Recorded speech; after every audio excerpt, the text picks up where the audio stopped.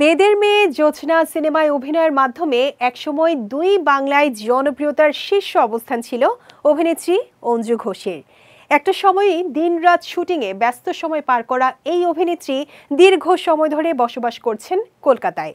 অনেকেই মনে করেন অঞ্জু ঘোষ সময়ের আগেই রূপালী পর্দাকে গুড বাই জানিয়েছেন।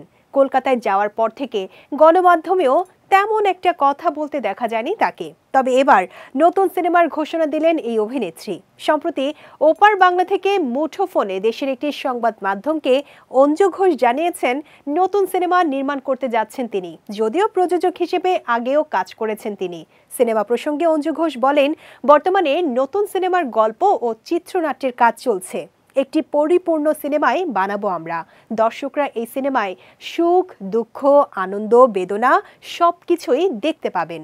এই সিনেমায় মুম্বাইয়ের অভিনয় শিল্পীরা কাজ করবেন, সেই প্রক্রিয়া এখন চলছে। নতুন বছরে চলচ্চিত্রটি বানাতে চান বলে জানিয়েছেন এই অভিনেত্রী।